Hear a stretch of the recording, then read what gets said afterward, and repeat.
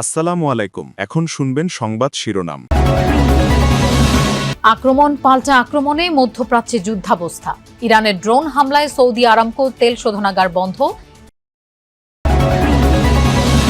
Khamenei হত্যা আন্তর্জাতিক আইনের লঙ্ঘন, পররাষ্ট্র মন্ত্রণালয়ের বিবৃতি। কুয়েত বাহরাইনে বাংলাদেশি নিহতের ঘটনায় উদ্বেগ, চরম আতঙ্কে প্রবাসীরা।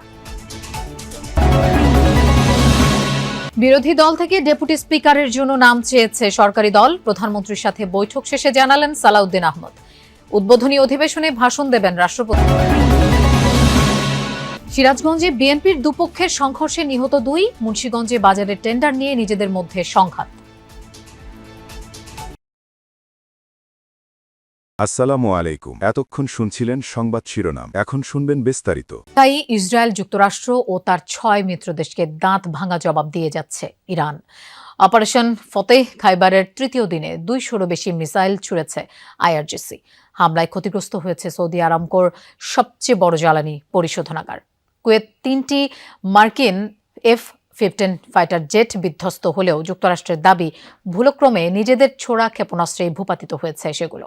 পাশাপাশি মধ্যপ্রাচ্যের বিভিন্ন দেশে থাকা মার্কিন ঘাঁটি লক্ষ্য করেও অব্যাহত রয়েছে হামলা।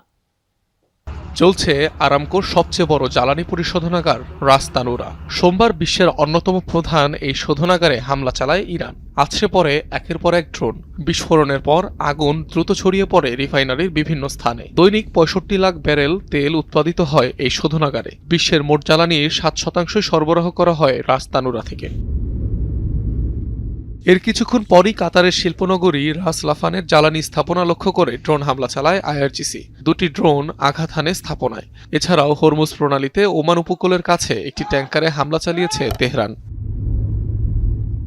শুধু ভূমিতেই নয়, সোমবার দিনজুড়ে মার্কিন আকাশ প্রতিরক্ষা ব্যবস্থায় কঠোর আঘাত হানে ইরান। মিসাইল হামলায় কুয়েতে বিধ্বস্ত হয়েছে 3টি মার্কিন F-15 ফাইটার জেট। নিরাপদে যুদ্ধবিমান থেকে বেরিয়ে আসতে সক্ষম হয় 6 পাইলট। যদিও ওয়াশিংটনের দাবি ভুলক্রমে কুয়েতের ছোড়া মিসাইলেই বিধ্বস্ত হয়েছে আকাশযানগুলো।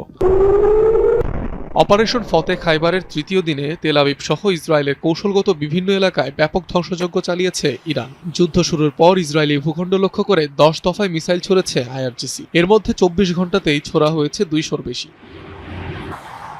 হাইফা, জেরুজালেম সহ বিভিন্ন এলাকায় দেখা মিলছে এমন ধ্বংসযজ্ঞের। আন্তর্জাতিক বিভিন্ন গণমাধ্যম বলছে ক্ষয়ক্ষতি আর প্রাণহানির তথ্য গোপনের চেষ্টা করছে নেতানিয়াহু প্রশাসন। মধ্যপ্রাচ্যে এখন পর্যন্ত সবচেয়ে বেশিবার সংযুক্ত আরব আমিরাতে হামলা চালিয়েছে ইরান। ছুড়েছে 1.5 শতাধিক মিসাইল আর 2 শতাধিক ড্রোন। মধ্যপ্রাচ্যে ইসরায়েলের অন্যতম ঘনিষ্ঠ এই মিত্র সবার আগে আব্রাহাম অ্যাকর্ডসে স্বাক্ষর করে। মধ্যপ্রাচ্যের যুদ্ধ পরিস্থিতিতে হতাহতের শিকার বাংলাদেশিরা। এতে চরম নিরাপত্তাহীনতায় দিন কাটছে মধ্যপ্রাচ্যের দেশগুলোয় থাকা 1.5 কোটির বেশি বাংলাদেশির। নিরাপত্তা নিয়ে উদ্বেগের পাশাপাশি ভবিষ্যৎ নিয়েও দুশ্চিন্তায় তারা। সরকার বলছে যে সেসব দেশে থাকা বাংলাদেশিদের নিরাপত্তার সর্বোচ্চ অগ্রাধিকার। পরিস্থিতির অবনতি হলে তাদের ফেরানোর প্রস্তুতিও আছে বলে জানিয়েছেন প্রধানমন্ত্রীর পররাষ্ট্র উপদেষ্টা হুমায়ুন কবির। তবে নিয়মিত পরিস্থিতি মূল্যায়ন করে করণীয় বাস্তবায়নের উপায় খোঁজার তাগিদ দিচ্ছেন বিশ্লেষকরা।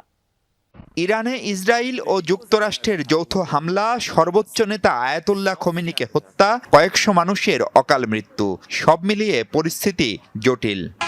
এ অবস্থায় উত্তেজনা ছড়িয়ে পড়েছে পুরো মধ্যপ্রাচ্যে। দুবাইয়ের বিমানবন্দরে হামলার পর সোমবার সৌদি আরবের সবচেয়ে বড় তেল শোধনাগারে হামলার ঘটনায় আতঙ্ক বেড়েছে দেশগুলোতে। কেবল সৌদিতে অবস্থান প্রায় 30 লাখ বাংলাদেশির।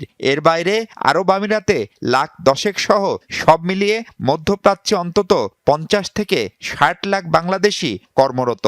সোমবার দুপুর পর্যন্ত প্রাণ গেছে 2 বাংলাদেশির, আহত হয়েছেন কয়েকজন। তবে সবার অবস্থান জানা সম্ভব নয়। এ পরিস্থিতিতে চরম উৎকণ্ঠায় প্রবাসীরা। সকাল 7টা, 7:30 বাজে একটা বোমা বিস্ফোরিত হয়েছে আমাদের ইন্ডাস্ট্রিয়াল এরিয়াতে। তো এখানে যত ওয়ার্কার আছে, যত মানুষ আছে গ্যারেজের, সবাই আতঙ্কের মধ্যে আছি আমরা। বিরোধী দল থেকে সংসদের ডেপুটি স্পিকার মনোনীত করার জন্য মৌখিকভাবে প্রস্তাব দিয়েছে সরকার। সচিবালয়ে প্রধানমন্ত্রীর সাথে বৈঠক শেষে এই তথ্য জানিয়েছেন স্বরাষ্ট্রমন্ত্রী সালাউদ্দিন আহমদ। তিনি বলেন, বিরোধী পক্ষে আপত্তি সত্ত্বেও সাংবিধানিক রীতি অনুযায়ী সংসদের প্রথম অধিবেশনে ভাষণ দেবেন রাষ্ট্রপতি।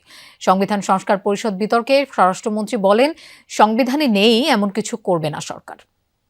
জুলাই সনদ বাস্তবায়নকে কেন্দ্র করে অনুষ্ঠিত গণভোটে বিপুল ব্যবধানে হাঁ ভোট জয়ী হওয়ায় দেশের রাজনৈতিক ও সাংবিধানিক কাঠামোয় বড় ধরনের পরিবর্তনের পথ খুলেছে। এবার সেই পরিবর্তনের অংশ হিসেবে সংসদের ডেপুটি স্পিকার হতে যাচ্ছেন বিরোধী দল থেকে।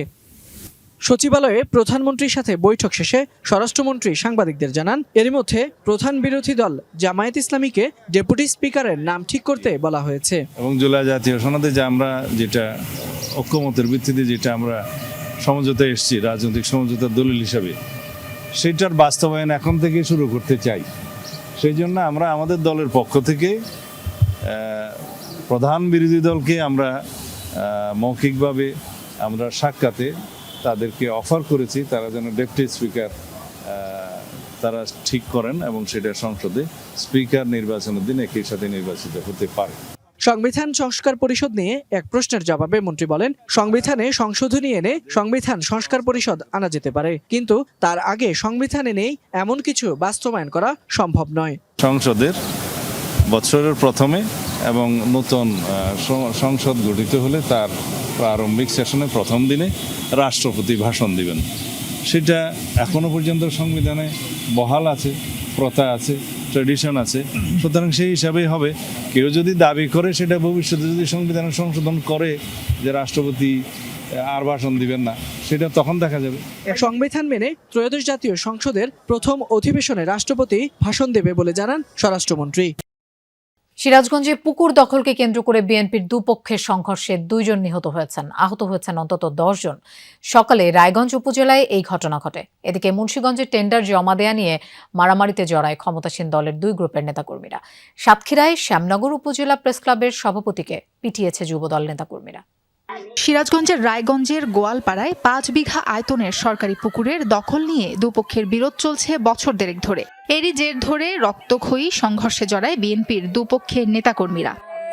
পুলিশ ও স্থানীয়রা জানায়, আওয়ামী লীগ সরকারের আমলে পুকুরটি 3 বছরের জন্য লিজ নেয় দলটির স্থানীয় নেতা আসমত আলী।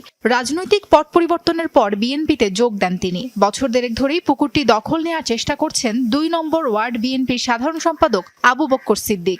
সোমবার সকালে তার লোকজন পুকুরটিতে মাছ ধরতে গেলে উত্তেজনা ছড়ায়। এক পর্যায়ে দেশীয় অস্ত্র নিয়ে সংঘর্ষে জড়ায় দুপক্ষ। এতে নিহত হন ইসমাইল ও আব্দুস সালাম নামে 2 জন। আহত হয়েছেন অন্তত 10 জন। আমরা আমাদের কার্যক্রম ইতিমধ্যে শুরু করেছি। আমরা এই ন্যায় বিচার নিশ্চিত করতে বদ্ধপরিকর। মুন্সিগঞ্জে টেন্ডার জমা নিয়ে সদর উপজেলা পরিষদ কমপ্লেক্সে মারামারিতে জড়ায় বিএনপির দুপক্ষ। প্রত্যক্ষদর্শীরা জানায়, ধলাগাঁও বাজারের ইজারার জন্য জেলা ছাত্রদলের সাবেক যুগ্ম সাধারণ সম্পাদক সালাউদ্দিন টুটুলের পক্ষের লোকজন দরপত্র জমা দিতে যায়। এ সময় তাদের বাধা দেয় স্থানীয়ভাবে বিএনপি নেতা হিসেবে পরিচিত রোমান দেওয়ানের এক অনুসারী। এ নিয়ে বাকবিতণ্ডার এক পর্যায়ে মারামারিতে জড়ায় 2 গ্রুপ। শেষ সময়ের পূর্বে